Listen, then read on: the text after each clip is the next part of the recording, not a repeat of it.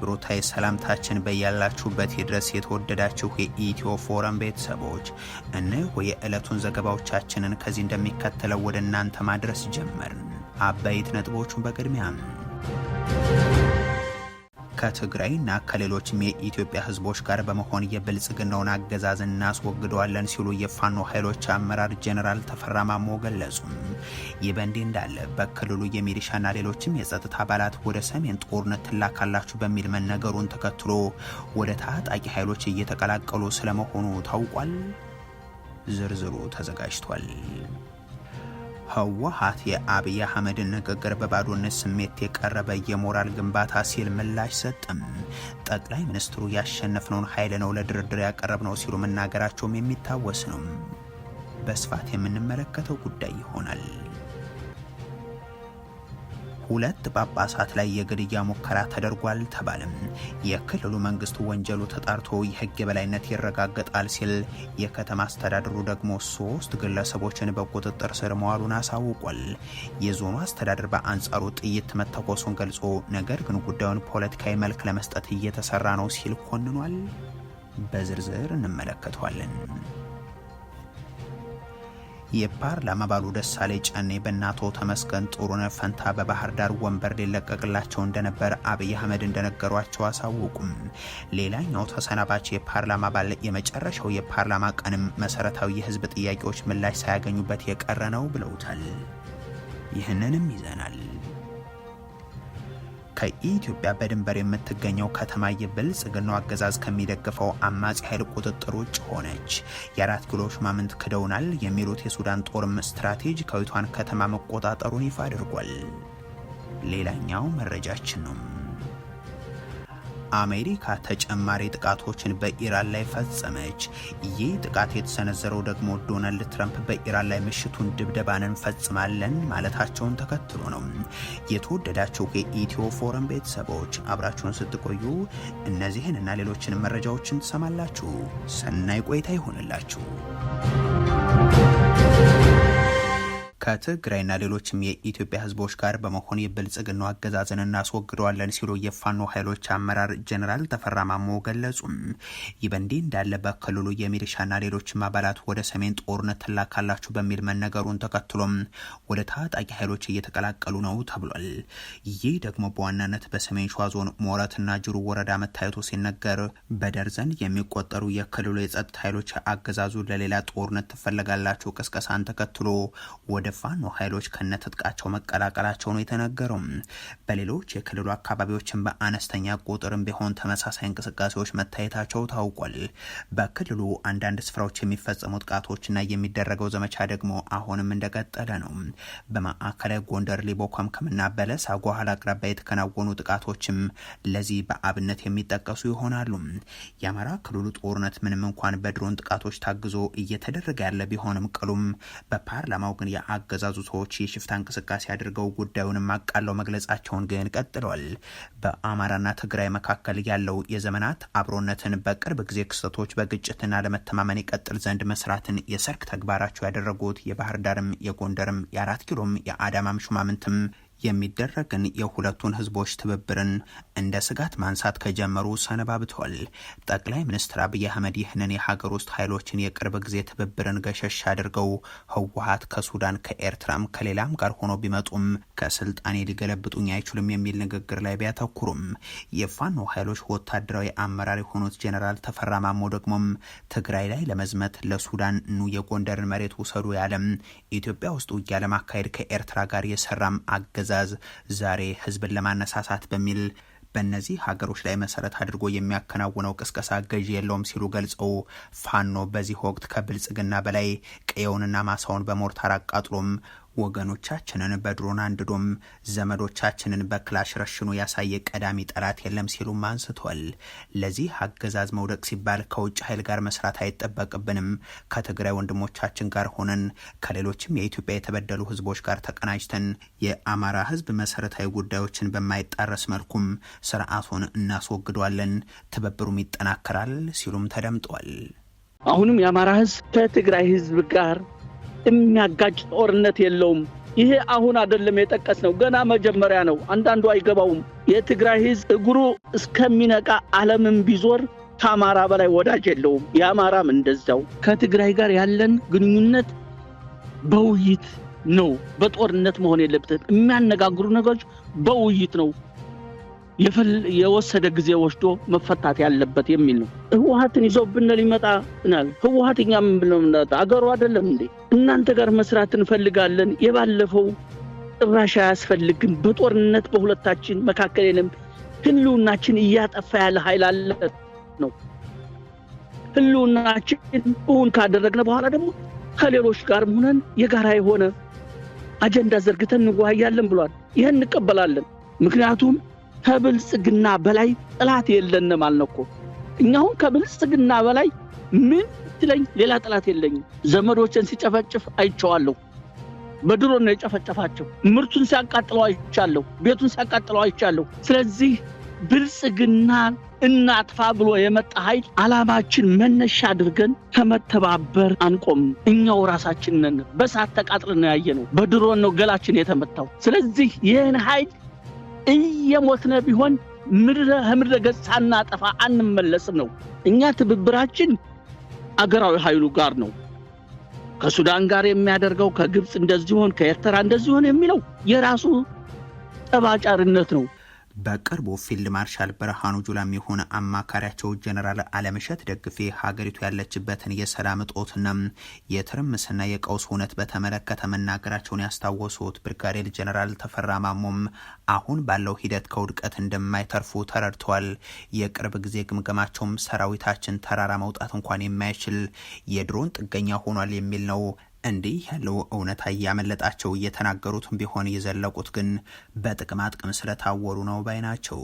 ዛሬ እንኳን እየተገፈፈ የገባው ወታደር ቀርቶም ሚኒስትሮችና ሌሎች ባለስልጣናትም የቁስ ሰቀቀን ይዟቸው እንጂም ይህ የብልጽግናው ስብስብ ዓላማ የሌለውና ያበቃለት ስለመሆኑ ግን እየተረዱ መጥተዋልም ብለዋል።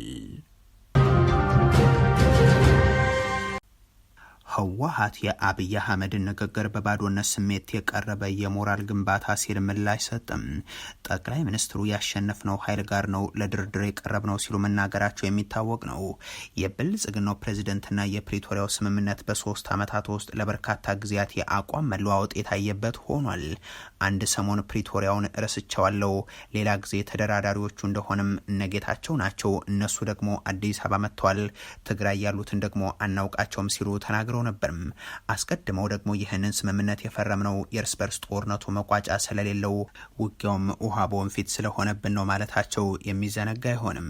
በአሁኑ የፓርላማ ንግግራቸው ግን ያንበረከክነውና ያሸነፍነው ትግራይ ጋር ነው ለድርድር የተቀመጥነው የሚል ሆኗል። ፕሪቶሪያ እንደ ድርድር ብቻ መታየት ያለበት ጉዳይ አይመስለኝም። ብዙ ውጤት ያስገኘ የሰላም ስምምነት ነው። ከሁሉ በላይ አሸናፊና ተሸናፊ እኩል ቁጭ ብለው የተወያዩበት ድርድር ነው። መንግስት ካሸነፈ በኋላ የተሸነፈውን ኃይል አስቀምጦ ተደራድሮ ይህን የጠቅላይ ሚኒስትሩ ንግግር በተመለከተም ህወሓት ምላሽ ሰጥቷል።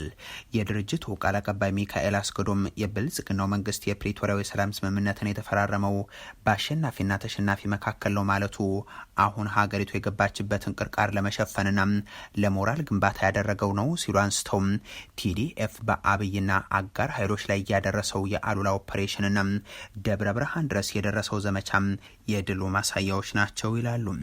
አንዱ አሸናፊ ሌላኛው ተሸናፊ ሆኖ ተደረገ የሚባል ድርድር ዓለም ላይ የለም፣ ለኛም ለነርሱም የሚጠቅም ነው በሚል የተደረገ እንጂም የተሸነፈም የተንበረከከም ኃይልም አልነበረም ይላል ህወሓት በቃል አቀባዩ በኩል የሰጠው ማብራሪያ።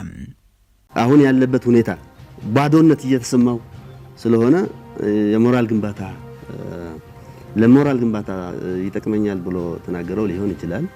ዞሮ ዞሮ ድርድር ስትደራደር አንዱ የበላይ አንዱ የበታች ሆኖ አይደለም።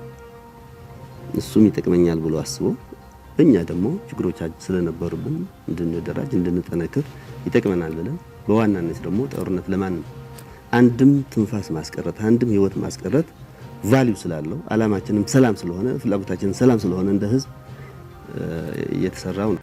ያኔ በገዳዩ ጦርነት ወቅት የብልጽግናው አገዛዝ ሁሉንም ያሉትን አቅሞችን በማስተባበር መጠቀም ላይ ብቻም አልተገደበም ያለው ህወሓት የቅርብም የሩቅም ኃይሎችን ጠርቶና ጋብዞ ህዝባችን ላይ አዘመተ እንጂ ሲልም ያነሳል። አሁን ትግራይ እያደረገች ነው ባለው የህልውና ተጋድሎ ግን ትግራይ የራሷን አቅም ትጠቀማለች። በሁኔታችንና በትግላችን አምኖ አብሮን የሚቆም ካለ ግን እንቀበሏለን። ከዛ ውጭ የምንጋብዘው አካል ግን አይኖርም ሲሉም ቃል አቀባዩ አስረድቷል። የብልጽግና መንግስት እንዳደረገው እንትና በዚህ ግባ እንትና በዚህ ውጣ ና ድጋፍ አድርግ ብለን የምንጠራው የምንጋብዘው ኃይል የለም። በራሳችን ስነልቦና በራሳችን ችሎታ ነው የምንተማመነው። አስፈላጊ ሆኖ አግኝቶት ወደ ትግሉ የሚቀላቀል ኃይል በራሱ ጊዜ በራሱ ፍላጎት በራሱ ተነሳሽነት ወደ ትግሉ የሚቀላቀል ኃይል ካለ የራሱ ውሳኔ ነው። እኛ ግን በራሳችን ነው የምንተማመነው። ሁለት ጳጳሳት ላይ የግድያ ሙከራ ተደርጓል ተባለም። የክልሉ መንግስት ወንጀሉ ተጣርቶ የህግ የበላይነት ይረጋገጣል ሲል የከተማ ፖሊስ ደግሞ 3 ተጠርጣሪዎችን በቁጥጥር ስር አውሏል ብሏል። የዞኑ አስተዳደር በአንጻሩ ጥይት መተኮሱን አረጋግጦም ነገር ግን ጉዳዩን ፖለቲካዊ መልክ ለመስጠት እየተሰራ ነው ሲል ኮንኗል።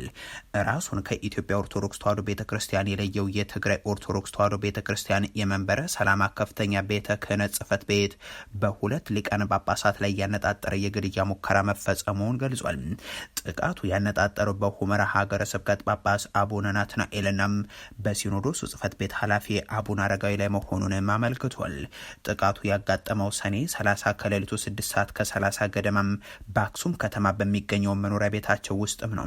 ይህንን ጥቃት በተመለከተ የተናገሩትና ከቀናት በፊት በትግራይ ክልል እየተደረገ ነው የተባለውን ወታደራዊ ምልመላ አስታኮም በሰጡት አስተያየት መነጋገሪያ የነበሩት አቡነ ናትናኤል ሲገልጹ አንደኛው ጥይት የመኖሪያ በተለይም አቡነ አረጋዊ የሚገኙበትን ቤት ብሎኬት መገንጠሉን አንስተው ጥበቃዎችም አንድ ግለሰብ ተኩስ ከከፈተ በኋላ መጥፋቱን እንደነገሯቸው አሳውቀዋል። እሳቸው ያመኑበትንና ልክ ነው ብለው የገለጹትን ጉዳይ መናገራቸው ጥቃት ታስቦብኛል የሚል እምነት እንዳላሳደረባቸው አንስተው በጥቃቱ ማግስትም የህግ አካላት ጉዳዩን እየተከታተሉ እንዳሉ ለቢቢሲ አሳውቀዋል።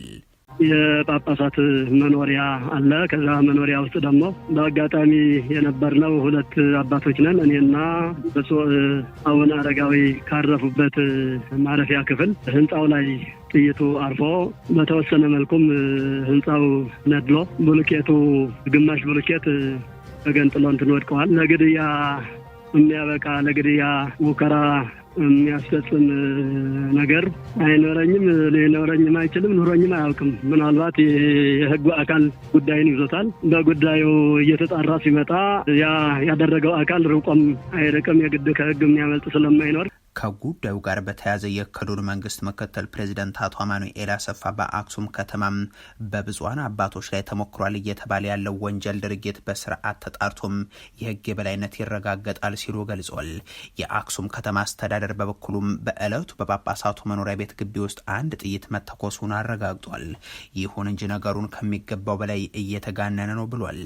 የከተማ ፖሊስ ወንጀል ምርመራ ኃላፊ የሆኑት ግለሰብ በሰጡት መግለጫም በአክሱም በሚገኘው የትግራይ ኦርቶዶክስ ተዋሕዶ ቤተክርስቲያን የሊቃነ ጳጳሳት መኖሪያ ቤት ተኩስ መከፈቱን ገልጸው የተኩስ ሩምታውን የከፈቱት ደግሞ የቤተክርስቲያኒቱ ጠባቂዎች ናቸው ብለዋል። ከጉዳዩ ጋር በተያያዘ ተጠርጣሪዎቹ በቁጥጥር ስር ውለው ምርመራ እየተካሄደባቸው እንደሆነ አብራርቷል። ይህንን ተከትሎም ጠባቂዎችን ጨምሮ 3 ተጠርጣሪዎች በቁጥጥር ስር መዋላቸውን ጠቅሰው ተጨማሪ ምርመራዎች እየተደረገ ስለመሆኑም አብራርቷል። የዞኑ አስተዳደር ደግሞ በመንበረ ሰላማ ግቢ በብፁዓን አባቶች መኖሪያም አንድ ጥይት እንደተተኮሰና ይህንን የሚመለከተው የአክሱም ከተማ አስተዳደር የጸጥታ አካልም ተጠርጣሪዎችን በመያዝ በማጣራት ላይ ይገኛል። ከዛ ውጭ የተለያዩ የፖለቲካ ይዘት ያላቸው ጽሁፎችም ማህበረሰቡ እንዲሸበር ሰልፍም እንዲወጣም እንደዚሁም አባቶችን ኢላማ ያደረገ ጥቃት እንደሆነ ተደርጎ የሚሰራጨው የፖለቲካ ዓላማ ያለው የተሳሳተ መረጃ ግን ተቀባይነት የለውም ብሏል። የፓርላማ አባሉ ደሳለኝ ጫኔ በእናቶ ተመስገን ጥሩነህ ፈንታ በባህር ዳር ወንበር ሊለቀቅላቸው እንደነበር አብይ አህመድ እንደነገሯቸው ገለጹም። ሌላኛው ተሰናባች የፓርላማ አባል ደግሞ የመጨረሻው የፓርላማ ቀንም መሰረታዊ የህዝብ ጥያቄዎች ምላሽ ሳያገኙበት የቀረ ነው ብለውታል። አጨብጫቢው እየተባለ የሚገለጸው ይህንን ጭብጨባውንም ከእንቅልፍ ለመንቃት እንደሚጠቀምበት በሚነገርለት የህዝብ ተወካዮች ምክር ቤት ጠቅላይ ሚኒስትሩ የተወሰኑትን አባላትን ከሀገር አባረው ከስልጣናቸው ጋር በተያያዘ ፈታኝ የተባሉ ጥያቄዎችን የሚያነሱባቸውን ደግሞ አስረው ባለፉባቸው ያለፉት 5 ዓመታት ደሳለኝ ጫኔም ለቀናትም ቢሆን ስርዓትን ካጋጁ ስርዓት ጠብቋቸው የነበረ ቢሆንም የፓርላማ ውሎ መገለጫ የሆኑ ጥያቄዎችን በማቅረብ ግን የሚታወቁ የባህር ዳር ተወካይ ናቸው። እኒህ የፓርላማ አባል የቆይታቸው ጊዜ መጠናቀቅን ተከትሎ ባስተላለፉት መልእክትም ከፖለቲካው ዓለም ለመውጣት መወሰናቸውን ይፋ አድርጓል። ይህንን ተከትሎም ከማንኛውም ቀጥተኛ የፖለቲካ እንቅስቃሴ ራሴን አግልያለሁ ብለዋል። ደሳለኝ ጫኔ ባለፉት 5 ዓመታት በተለይም ከ2 ዓመት ተኩል በፊት በነበረው የስርዓት ጊዜያቸው ወቅት ከጎናቸው የቆሙ ወገኖችንና የባህር ዳር መራጮቻቸውንም አመስግኗል። በምክር ቤቱ የመጨረሻ ቀናት ከጠቅላይ ሚኒስትር አብይ አህመድ ጋር በነበራቸው ቆይታም ጠቅላይ ሚኒስትሩም አብረን እንስራ በማለት ጥሪ ማቅረባቸውንና በምክር ቤቱ እንዲቀጥሉ ፍላጎት ማሳየታቸውንም አስታውሷል። በ7ኛው ዙር ምርጫ በባህር ዳር ከተማ ለመወዳደር ተመዝግቤ ቢሆን ኖሮም እጩ ላለማቅረብ ወስነው እንደነበር ነግረውኛል በማለት አብይ ተላላኪያቸውን አቶ ተመስገን ጥሩነህን በባህር ዳር ከተማ እጩ አድርገው እንዲቀርቡ ማድረጋቸው ይታወቃል። ከዚህ የፓርላማ ተሳትፎ በኋላ ራሳቸውን ከማንኛውም ቀጥተኛ የፖለቲካ እንቅስቃሴም በአባልነትም ሆነ በደጋፊነት ማግለላቸውን ይፋ አድርገው ነገር ግን የአማራ ሕዝብ አንድነትን የሚያጠናክሩ ብሔራዊ እርቅን የሚደግፉና የዜጎችን ኑሮ የሚያሻሽሉ ሀገራዊ ጉዳዮች ላይ በሙያቸው አስተዋጽኦ ለማድረግ መዘጋጀት ታቸውን አረጋግጠዋል። ሌላኛው ተሰናባች የፓርላማ አባል አበባው ደሳለው ደግሞ የቆይታቸው ጊዜ መጠናቀቅን ተከትሎ በሌላ የህዝብ አገልግሎት እንደሚመለሱ ጠቁመው የአሁኑ የፓርላማ ውሎ ግን እንደተጠበቀው በተለያዩ ክልሎች በዋናነት ደግሞ በአማራና ኦሮሚያ ክልሎች ያለውን የሰላም እጦት ለመፍታት የተለየ እቅድ ያልሰማንበት በብሔር በሃይማኖትና በሌሎችም ማንነቶች የሚገደሉና የሚፈናቀሉ ንጹሐን ዜጎችን ለመጠበቅ የተለየ አቅጣጫ ስለመኖሩ ያልተገለጸበት ከቦታ ቦታ ሲንቀሳቀሱ የሚታገቱ ዜጎችን ለመጠበቅ የተባለ ነገርም የሌለበት ሆኗል ብለዋል። ተቀጣሪ ሰራተኞችና ዝቅተኛ ገቢ ያላቸው የማህበረሰብ ክፍሎችም በኑሮ ውድነቱ ክፉኛ እንዳይጎዱ ለመጠበቅ የታቀደ የተለየ ስልት በተመለከተም የተብራራ ነገር የለም። ለወደፊቱ እነዚህ ችግሮች እንዲፈቱ መስራት ደግሞ የብልጽግናው መንግስት ግዴታ መሆን አለበት ሲሉም አስፍሯል። እነዚህ አባላት ከተሰናበቱ በኋላ በቀጣዩ ዓመት የሚመጡ አባላት ደግሞ አብይ ሆይ ስለምን አማራ ላይ የሚተኮሱትን ድሮን በቁጥር ቀነሱት? ንጉስ ሆይ ወደ ትግራይ የሚያዘምቱ መቼ ነው የሚሉ እንደሆነም በቅርቡ ኢዜማና አብን ከተባሉ ድርጅቶች የተደረጉ ቅስቀሳዎች ያመለክታሉ። ከኢትዮጵያ ድንበር ላይ የምትገኘው ከተማ ብልጽግናው ከሚደግፈው አማጺ ኃይል ቁጥጥር ውጭ ሆነች። የ4 ኪሎ ሹማምንት ክዶናል የሚሉት የሱዳን ጦር ስትራቴጂካዊቷን ከተማ መቆጣጠሩን ይፋ አድርጓል። ጀነራል አብዱል ፈታህ አልብሩሃን ከኢትዮጵያ ድንበር አቅራቢያ የምትገኘውን የኩርሙክ ከተማን መቆጣጠራቸውንም ገልጿል። የሀገሪቱ ጦር ያወጣው መግለጫም የሱዳን ህዝብ ሆይ የጦር ኃይሎችህ በኩራትና በክብር አዲስ ምዕራፍን እየጻፉ ነው ይላል። የጦር ኃይሉ ኩርሙክ ከተማን ነጻ ለማውጣት መቻሉን ገልጾም ይህ የሆነው በድል በተጠናቀቁ ከባድ አውደ ውጊያዎች ነውም ብሏል። ሲቀጥልም የሐምዳን ዳጋሎ ቤተሰብ አሸባሪ ሚሊሻና ቅጥረኛ ወታደሮቻቸው ከፍተኛ የህይወትና የመሳሪያ ጉዳት ደርሶባቸዋል። የቀሩ ወታደሮቻቸው የጦር መሳሪያዎቻቸውንና ተሽከርካሪዎቻቸውን አዝረክርከው ጉዳት የደረሰባቸውን እግረኞችን እየጎተቱ ሸሽተዋል ሲልም አንስቷል። ይህ ሽሽት ደግሞ የዛች ሀገር ጦርነትን ወደ ኢትዮጵያ ጎትቶ ባስገባው የብልጽግናው አገዛዝ ሳቢያም ወደ ቤንሻንጉል ጉሙዝ ክልል እየተደረገ ነው። ባለፉት ተከታታይ ቀናት ማዕከላቸውን አሶሳ ባደረጉት ኤስፒኤልኤም ኖርዝና ፈጥኖ ደራሽ ኃይሎች እንደዚሁም የሱዳን ጦር መካከል በኩርሙክ ዙሪያ ከባድ ውጊያ ሲደረግ ሰንብቷል። ከዚህ በአየርም በምድርም ከታገዘ ውጊያ በኋላም ባሳለፍነው መጋቢት ወር አርኤስኤፍ በቁጥጥር ስር ውሏት የነበረችው ከተማም ወደ አልብሩሃን ጦር እጅ ተመልሳለች። ብልጽግና በፓርላማው ከህወሓት ጋር ሆኖ ስልጣኔን እጥላለሁ የሚል ምኞት ውስጥ ነው ያለው። እንደ ባጫ ደበሌ ባሉ የቀድሞ ወታደራዊ አዛዦችና የወቅቱ አምባሳደሮች በኩል ደግሞ ክደውናል የተባለው የሱዳን መንግስት የኢትዮጵያው መንግስት አንድም የድሮን ጥቃትን በካርቱም እንዲፈጸም በማድረግ ሁለትም ወታደራዊ ካምፖችን ለአማጽያን ኃይሎች በመስጠት ሲከሰው መቆየቱ የሚታወቅ ነው። የብልጽግናው መንግስት አማካሪዎችና ሌሎች ባለስልጣናትም በተደጋጋሚ ለኢትዮጵያ ጸረ ብልጽግና ኃይሎችም ቁልፍ መሳሪያ ናት የሚሏት ኩርሙክና ደማዚን ቀጠናም ወደ ሱዳን ጦር መመለስ በአካባቢው ልዩነትን የሚፈጥር ሁነት ስለመሆኑ እየተነሳም ይገኛል። አሜሪካ ተጨማሪ ድብደባዎችን በኢራን ላይ ፈጸመች። ይህ ድብደባ ምሽቱን የተከናወነው ደግሞ ዶናልድ ትራምፕ በኢራን ላይ ከባድ ጥቃት ይፈጸማል በሚል ዛቻቸውን ካቀረቡ በኋላ ነው። የአሜሪካ ማዕከላዊ እዝ ሴንትኮም ይፋ ባደረገው መግለጫውም በፕሬዝደንት ዶናልድ ትራምፕ ቀጥተኛ ትዕዛዝ የአሜሪካ ጦር በኢራን ላይ አዲስ እና ተጨማሪ ጥቃቶችን መፈጸም ጀምሯል ብሏል። ማዕከላዊ እዙ የዚህን አዲስ ጥቃት ዓላማ ሲያብራራውም በሆርሙዝ የባህር ወሽመጥ ላይ ያለውን የነጻ የባህር ላይ ጉዞ ደህንነት አደጋ ላይ የሚጥለውን የኢራንን አቅም ይበልጥ ለማዳከም ያለመ ነው ሲልም ገልጾታል። ይህ የአሜሪካ ጦር እርምጃ የተረጋገጠው ከፊል ይፋዊ የሆኑ የኢራን የዜና አውታሮች በደቡባዊ የሀገሪቱ የባህር ዳርቻ ከባድ ፍንዳታዎች መሰማታቸውን ካረጋገጡ በኋላ ነው። ከዚህ ጥቃት አስቀድሞም የአሜሪካው ፕሬዚደንት ዶናልድ ትራምፕ ሀገራቸው ምሽቱን በኢራን ላይ በድጋሚ ከባድ ጥቃቶችን እንደምትፈጽም ዝተው ነበር። ዶናልድ ትራምፕ ይህንን ያሉት በኔቶ ጉባኤ ላይ ከዩክሬኑ ፕሬዚዳንት ቮሎዲሚር ዜሌንስኪ ጋር በመሆን በሰጡት መግለጫም ነው። በመግለጫው ላይ ኢራንን በተመለከተም ሲጠየቁም ባሳለፍነው ምሽት በከባዱ መተናቸዋል፣ በጣም በከባዱ ያሉ ሲሆን ሀገራቸው ምናልባትም ዛሬ ምሽትን በድጋሚ ከባድ ጥቃትን እንደምትፈጽም አስጠንቅቀውም ነበር። ትራምፕ ጨምሮም ትንሽ ማስጠንቀቂያ ሰጥቻቸዋለሁ፣ ነገር ግን በድጋሚ እንድንመታቸው ግድ ሆኗል ብለዋል። በኢራን ደስተኛ እንዳልሆኑ የገለጹት ትራምፕ ቴህራን የኒውክሌር መሳሪያ መታጠቅ እንደማይፈቀድላት አሜሪካ ያላትን አቋም ደጋግመውም ገልጿል። ዶናልድ ትራምፕ ሙሉ ጉዳይ ስለ አገዛዝ ለውጥ አይደለም ሲሉም የሀገሪቱን የኒውክሌር መርሃ ግብር ለማስቆም የሚያስችሉ ብዙ ለውጦችን ማምጣታቸውን አክሏል። ኢራን ከዚህም በኋላ የመካከለኛው ምስራቅ ሀያል አይደለችም ሲሉም የሀገሪቱን አስተዳደር ወርፈውታል። ይህንን ዛቻቸውን ተከትሎም የአሜሪካ ጦር በኢራን የተለያዩ አካባቢዎች ድብደባዎችን ሲያከናውን አድሯል። የተወደዳችሁ የኢትዮ ፎረም ቤተሰቦች ለዛሬ ያሉን መረጃዎች ይህንን ይመስሉ ነበር። አበቃን። ቸር ያሰማን።